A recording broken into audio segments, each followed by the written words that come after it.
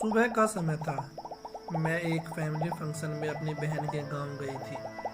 वहीं मैंने 12 साल की एक हंसमुख और चंचल लड़की नैना को लाल रंग की स्कर्ट और ब्लाउज में पहली बार देखा। दो चोटी वाली वह लड़की हमारे घर के बाहर अपने दोस्तों के साथ खेल रही थी। उम्र के हिसाब से वह अपने देखने में थोड़ी अटपटी लग रही थी।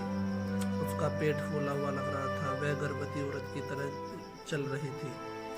एक बच्ची के बारे में ऐसा सोचते हुए मैंने खुद को कोसा। शायद एक नर्स होने के नाते मेरी आदत हो गई है कि सामने जो दिखे उसे परखने की। मैंने अपने ही ख्यालों में खोई थी कि नैना की माँ उसे बुलाने आ गई। नैना, जल्दी चलो, तुम्हारी दवा लेना, हमें हकीम जी के पास जाना है।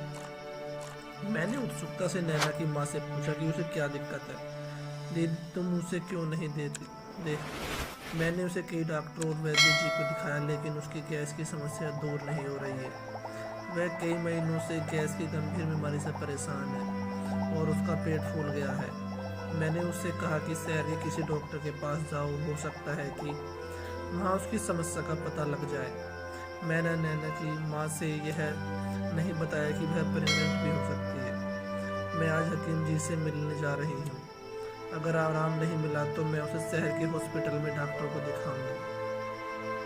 नैना और उसकी माँ के जाने के बाद मेरी बहन मेरे पास आई और बोली कि यह अफवाह फैली है कि नैना प्रेग्नेंट है।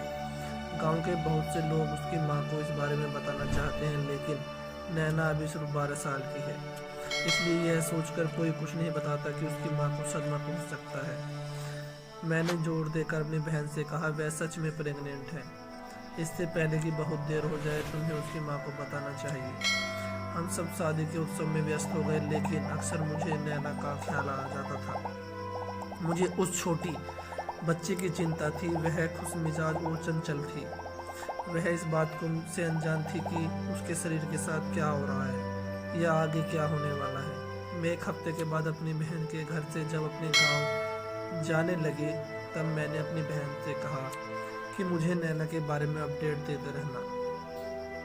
गांव आने के 2 दिन बाद ही मेरी बहन ने मुझे फ़ोन किया। उसने मुझे बताया कि नैना को सांस लेने में तकलीफ हो रही है, तो उसकी माँ उसे सरकारी हॉस्पिटल लेकर गई थी। उसका पेट फूला हुआ होने के कारण वहाँ उसकी प्रेगनेंसी की जांच की गई। नैना सच में प्रेग्नेंट है। उसके घर के सभी लोग हैरान रह गए। वे नैना की प्रेगनेंसी के पीछे जिम्मेदार आदमी का ही पता लगाने की कोशिश कर रहे हैं।